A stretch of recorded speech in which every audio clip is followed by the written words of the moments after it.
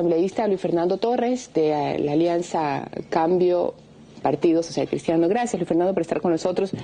Le comentaba mientras veía el reportaje que en términos generales a mí me parece que esta reforma es bastante buena, sobre todo porque está muy dirigida a proteger los derechos de los niños en los casos de las polémicas, de la paternidad.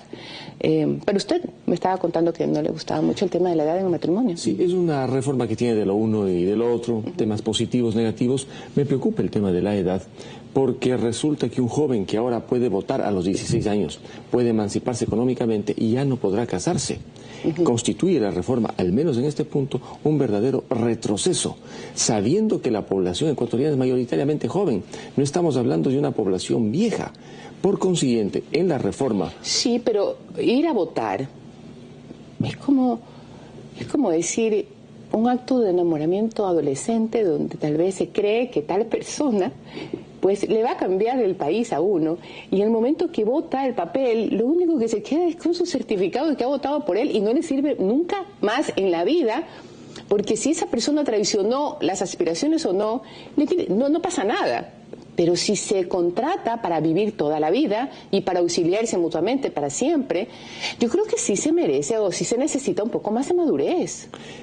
Pero hay muchos jóvenes de 16 o 17 años que trabajan por sí mismos, que pueden unirse actualmente en matrimonio. Ni siquiera podrían unirse en unión de hecho.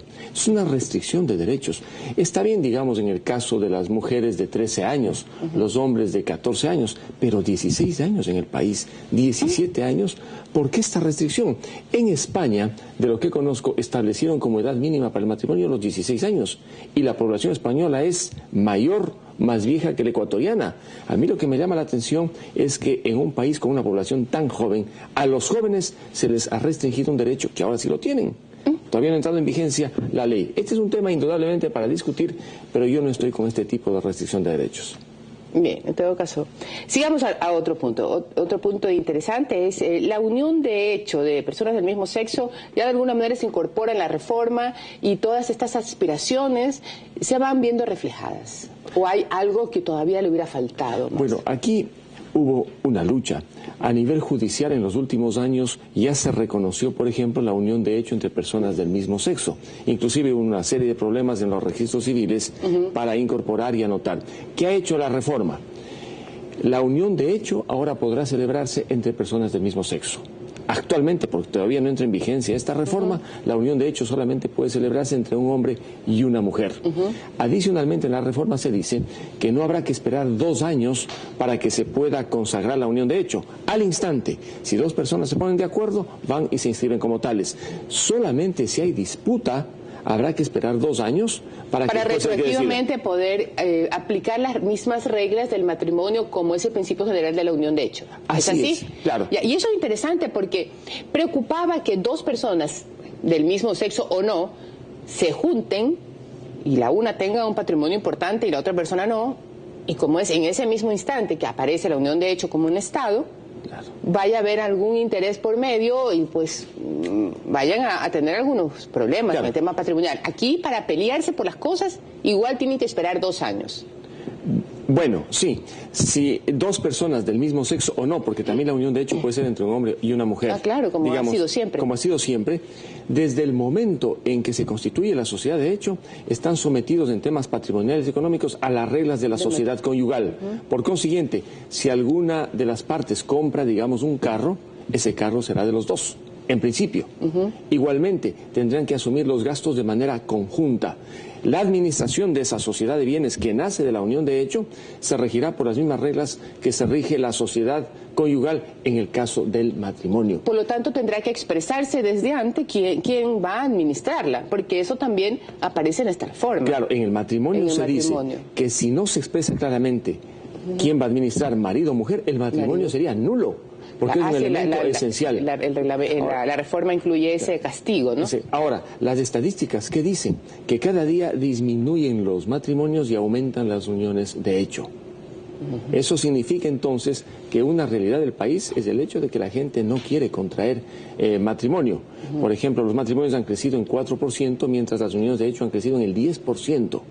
Por lo tanto, la legislación, con los cuestionamientos que puede tener en esta materia, de alguna manera se ha hecho eco de lo que está ocurriendo en el país.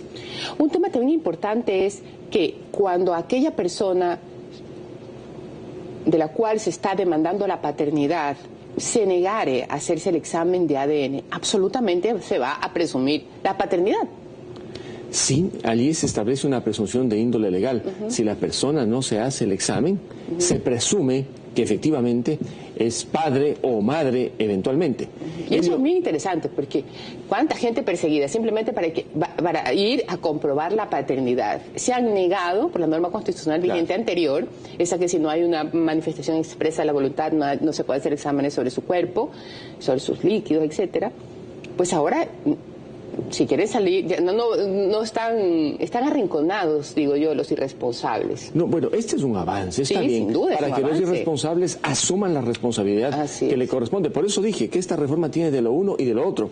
Y en materia de acciones de paternidad o maternidad, también se incorporó que estas sean imprescriptibles.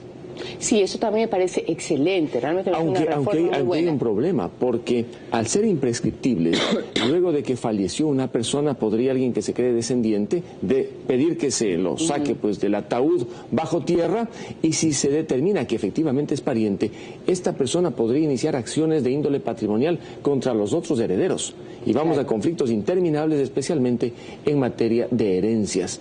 Otro de los temas importantes es el que tiene que ver con las causales del divorcio. Por allí veo una noticia que dice que con esta reforma vamos a tener el matrimonio express, el divorcio express. Efectivamente, se facilitan los divorcios. Yo no estoy de acuerdo con que se faciliten de la manera que se lo hace. En el trámite sí. Un divorcio por mutuo consentimiento ahora ya no necesita del juez.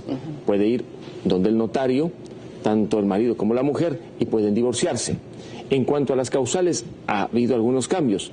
En el tema de la infidelidad, por ejemplo, afortunadamente se eliminó, porque la infidelidad es tan flexible que podía permitir que el hombre lleve a la mujer a un tribunal y con testigos y en audiencia, una mujer, por ejemplo, sea sometida dentro de un proceso viciado a una serie de argumentos, testificaciones. Quedó como antes el adulterio, que significa el acceso carnal. Y además, imagínense la cantidad de divorcios por infidelidades intelectuales, políticas, afectivas, subjetivas. Realmente hubiera sido un chiste. Hubiera sido un chiste. Las estadísticas señalan que en el país existen alrededor de 53.000 matrimonios anualmente y divorcios cerca de unos 23.000. Se han multiplicado los divorcios. Y básicamente los divorcios se realizan en su mayoría por mutuo consentimiento. Estos divorcios por infidelidad son muy pocos.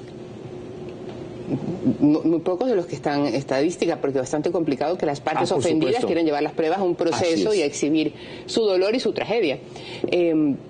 Finalmente, ya no tengo tiempo, ¿no? ¿Ya no? Bueno. No está de acuerdo con el trámite un poquito más corto del divorcio, porque la idea siempre fue que el Estado complique la vida a los esposos para proteger la familia. No le fue bien al Estado. No, yo estoy de acuerdo con ese cambio. El Estado no tiene por qué intervenir, esta tiene que ser decisión de las personas. Perfecto. Pero eso sí, que haya suficiente cuidado cuando existen hijos de por medio. Sí, sobre todo eso. Pero el Estado, lejos de estos temas, la gente tiene que decir, por eso es gravísimo que el Estado haya decidido que alguien de 16 años o 17 años no pueda contraer matrimonio. El Estado ha decidido, cuando deberían dejar a estos jóvenes que sean los que tomen la decisión. Me hubiera gustado que no los dejen casar, me hubiera gustado que tampoco los obliguen a votar. Bueno. Porque son dos cosas que se pueden como confundir en estos enamoramientos adolescentes. Bueno, le agradezco muchísimo por estar con nosotros.